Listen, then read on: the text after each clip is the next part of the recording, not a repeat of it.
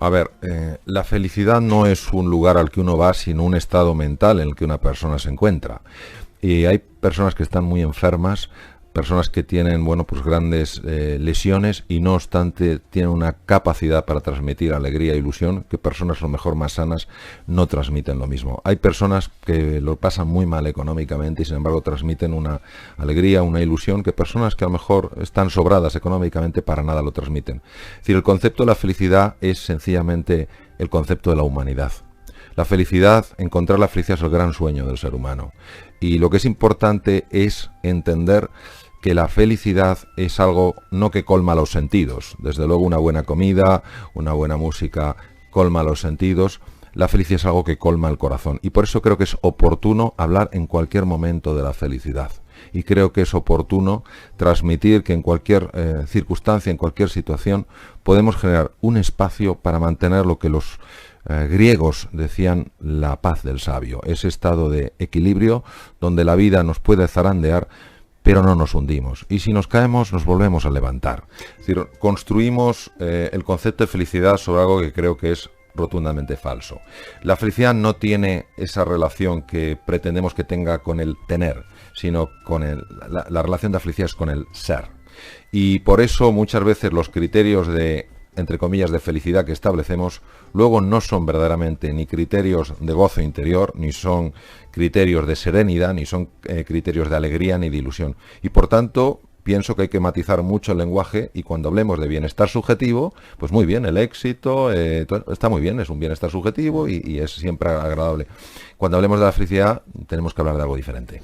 Yo creo que la tristeza es parte de nuestra vida y si, yo qué sé, un ser querido sufre o le pasa cualquier cosa, es absolutamente humano sentir tristeza. Lo que creo que es un profundo error es vivir en la tristeza. Una cosa es una emoción y otra es un estado de ánimo. Las emociones las tenemos, en los estados de ánimo vivimos. Vivir en la tristeza es muy negativo para la persona, es muy negativo para la salud y por eso pienso que hay que salir de aquí. Cuando una persona lo está pasando mal, lo que hay que ser es muy cuidadoso en cómo se hacen propuestas o se hacen sugerencias. No se puede banalizar, o sea, el sufrimiento humano no se puede banalizar y darle una palmadita a alguien que lo está pasando mal y decirle, venga, esto se soluciona pensando positivamente, porque lo lógico es que se enfade y te mande a paseo. Ahora bien, si uno comprende que hay que empatizar, es decir, hay que entender cómo está viendo el mundo una persona que ha perdido su trabajo, que está enferma, de tal manera que esa persona se siente escuchada. Entonces, el momento en que se siente escuchada, no se siente ofendida por ningún tipo de comentario que puede sonar banal. Una vez que la persona se siente comprendida, es decir, te has alineado con su forma de ver las cosas, lo que puedes es proponerle una alternativa que le ayude a tomar pasos distintos de los que está tomando. Aquí es donde yo creo que entra el elemento que tú has comentado, el mal tiempo con la cara. Es la actitud. ¿Qué significa la actitud? La actitud es cómo yo me posiciono frente a una realidad. Si estoy pasando por un mal momento y yo frente a esas circunstancias me posiciono como diciendo, yo ¿qué puedo hacer? Yo no puedo hacer nada, esto es superior a mí.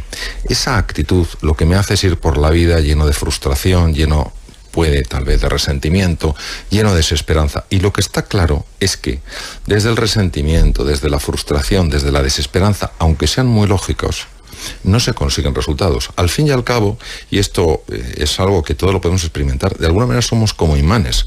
La persona que muestra ilusión, la persona que muestra confianza, a pesar de la dificultad, a pesar de la adversidad, tiene un poder de atracción verdaderamente notable. Hay personas que sencillamente lo están pasando mal y lo último que tenemos que hacer es dejarlas, entre comillas, a su suerte.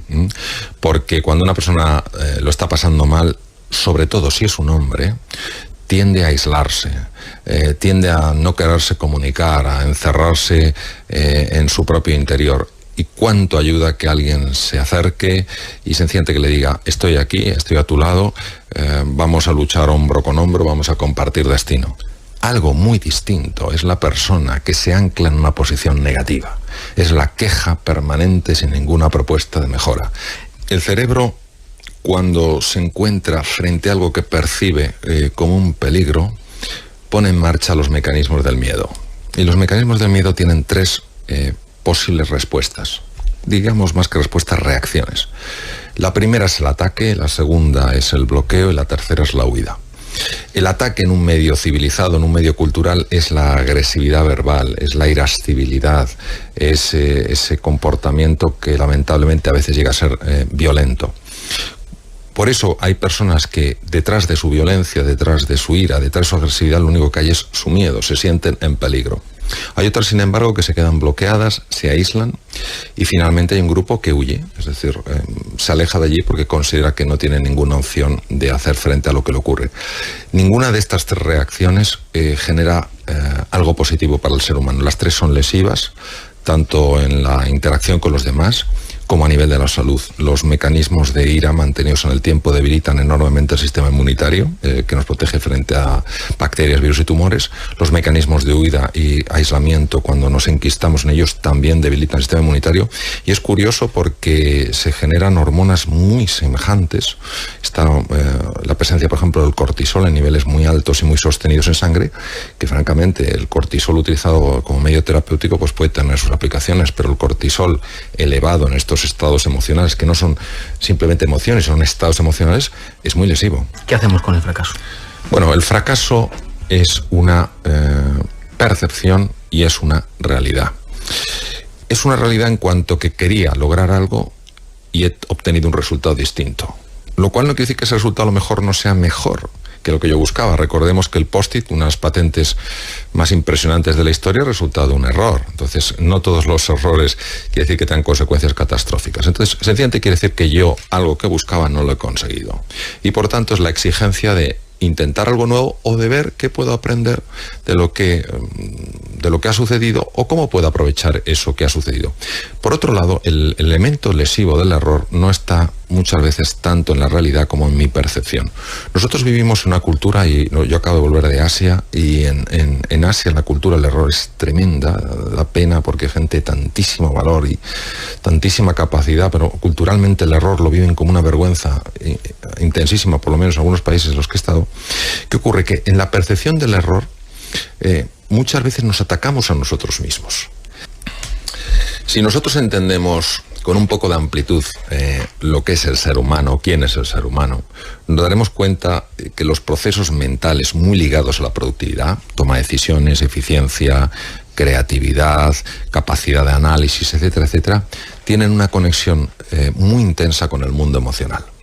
Una persona que se sienta orgullosa de su trabajo, que se sienta querida, que se sienta valorada, que sienta que forma parte de un proyecto que marca una diferencia de manera natural, porque es que somos así, antropológicamente somos así, va a ser mucho más eficiente.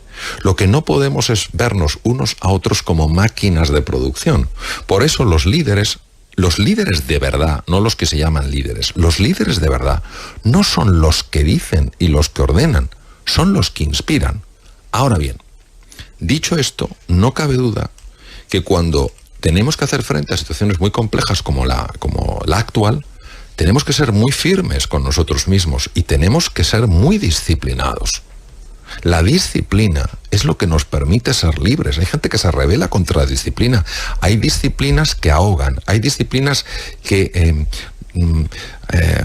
hacen languidecer al espíritu humano. Hay disciplinas que son absolutamente necesarias para poder ser creativos y poder ser verdaderamente libres. Entonces, toda esa disciplina que nos ayude a hacer las cosas cada vez mejor es bienvenida, pero una disciplina no es meternos en una cadena de montaje como personas. Lo mejor de un ser humano no lo vas a sacar ni siquiera dándole el cheque de su vida. Lo mejor de un ser humano solo te lo da la persona porque libremente lo elige. ¿Cuándo lo va a elegir? Cuando se sienta parte de algo que en su mundo merece la pena. Uno de los más grandes obstáculos del ser humano para crecer y evolucionar es la inercia.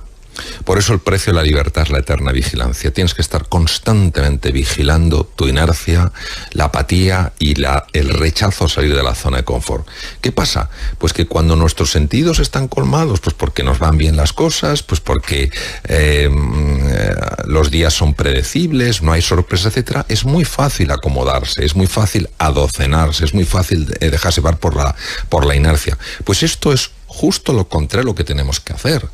De hecho, uno de los mayores peligros en la vida es tener éxito.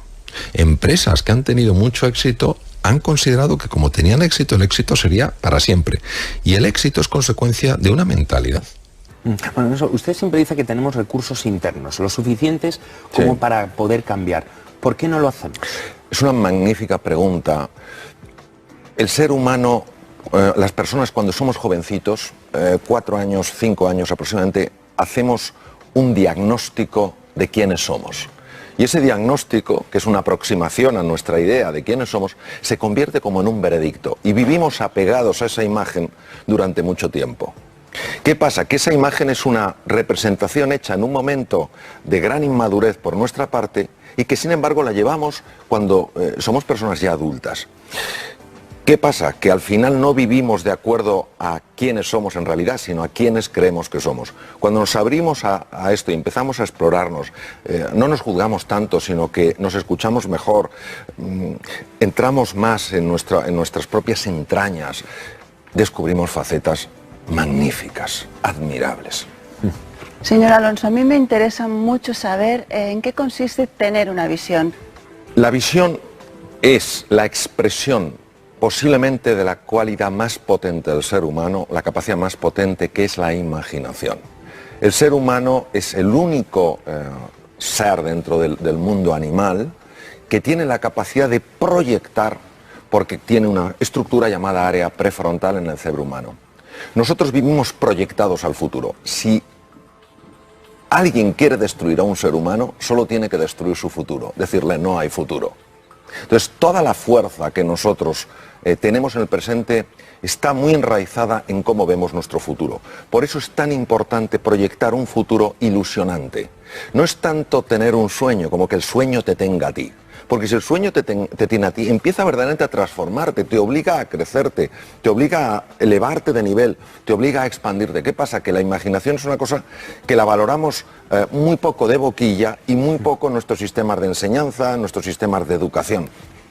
Creo que una de las preguntas más potentes que nos podemos hacer es ¿qué podemos hacer juntos para crear un futuro mejor? Hoy se sabe, por ejemplo, que lugares como Silicon Valley, considerados pues, de los lugares donde hay mayor creatividad y mayor desarrollo empresarial, en gran parte están basados con la cantidad de roces bonitos que hay entre las personas, de cómo comparten ideas, de cómo construyen unos sobre lo que dicen otros.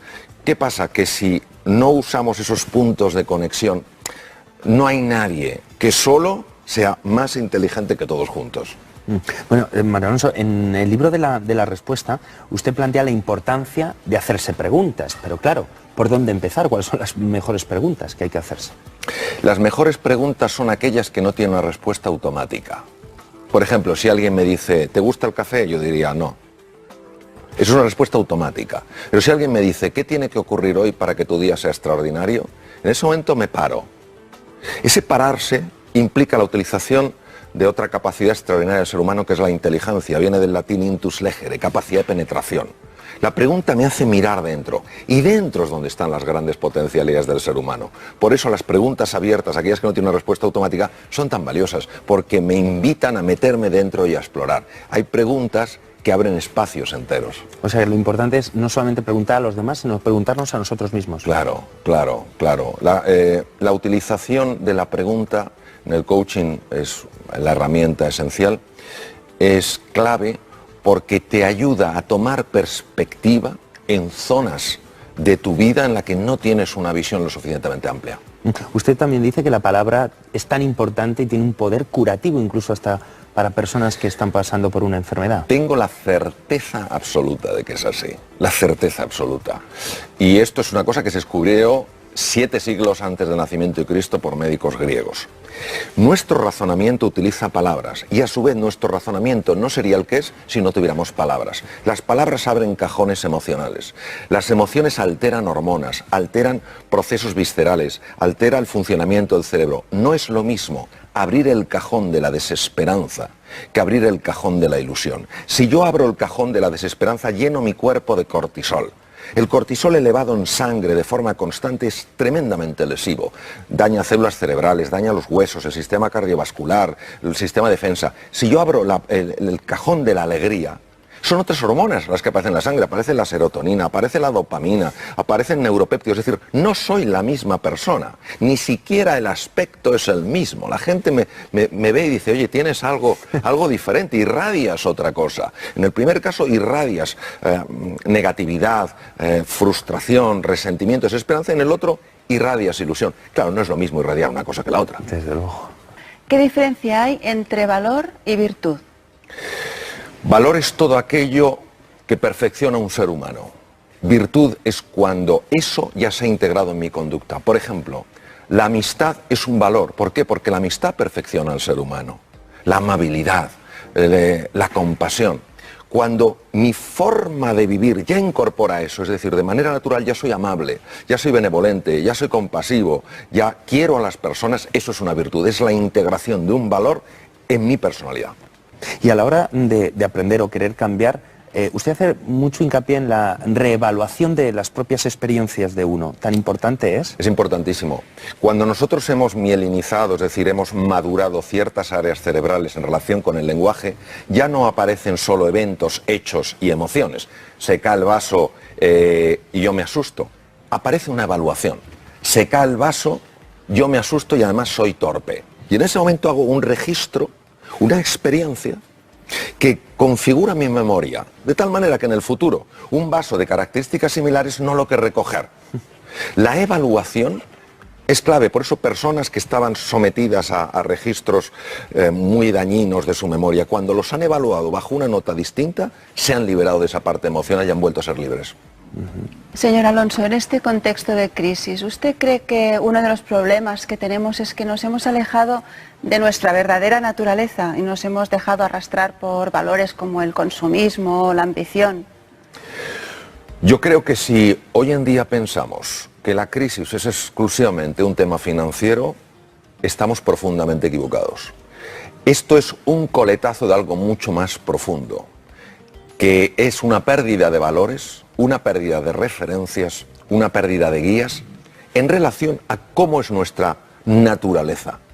Es decir, no podemos usar a los demás para aumentar el capital. No podemos usar a los demás para conseguir nuestras cosas.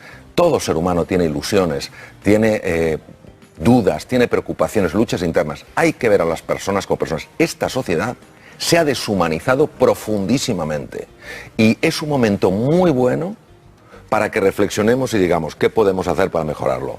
¿Y qué podemos hacer? Porque se sabe que primero hay que dar un pequeño paso para cambiar algo. ¿Cuál es ese primer paso? Pues pasar, hacer lo que hacen los guerreros Kun en África. Viene una zona tremenda, muy complicado ahí cazar, muy difícil, no tienen armas sofisticadas. Han cambiado los esques por los aikes.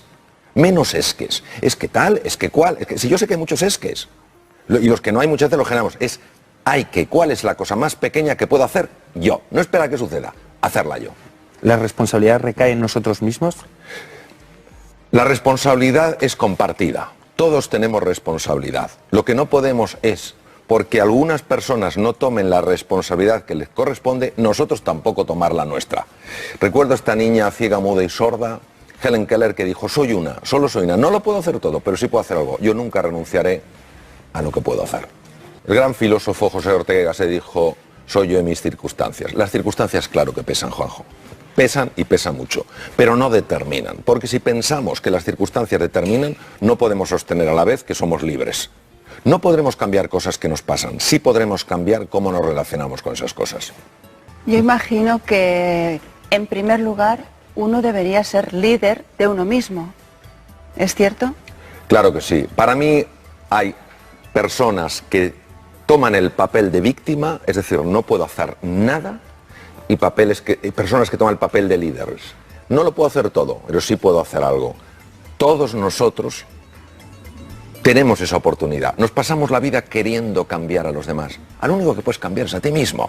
Pero a veces es lo más desafiante, porque no nos gusta emprender ese camino arduo y a la vez tan bonito para mejorar. Pero claro, esa postura de no puedo hacer nada es una postura muy cómoda. Es muy cómoda, es la zona de confort pura, que yo ya no la llamo la zona de confort, la llamo la madriguera. Entonces la pregunta es, ¿qué me estoy perdiendo? Porque las personas que se encierran en ese espacio no viven la vida, simplemente la ven pasar. Tú hablas de un viaje personal, ¿no? De, bueno, un poco vaciar la mochila y emprender un camino nuevo. ¿Por dónde empezar? Bueno, vamos a ver, primero son dos temas. ¿Por qué el viaje interior sucede con tan poca frecuencia? Porque nos quedamos embelesados observando el exterior, los planetas, las estrellas, el universo, todo interesantísimo, la naturaleza fascinante. Y pasamos delante del ser humano, que es lo más grandioso que hay, el misterio mayor que podemos conocer, y ahí nada, no dedicamos nada de tiempo. ¿Cómo podemos hacerlo? Pues mira, podemos hacerlo utilizando una de las cualidades más importantes que tenemos o capacidades, que es la inteligencia. Viene del latín intus legere, capacidad de penetración. Es la contemplación, el recogimiento interior. Dejar de dar tantas vueltas a la cabeza, esta jaula de grillos que tenemos, nos pone la cabeza así de grande, esta charla incesante que penetra constantemente en nuestra conciencia y no nos deja concentrarnos en lo esencial. Buscar ese recogimiento, ese silencio y dejarse llevar. El mundo profundo se diferencia del mundo superficial, porque el mundo superficial uno lo controla con el pensamiento. El mundo profundo no se puede controlar. Hay que ponerse frente a él con humildad, con respeto y con confianza. Y él te lleva. ¿A dónde te lleva? A lo que eres, a tu esencia.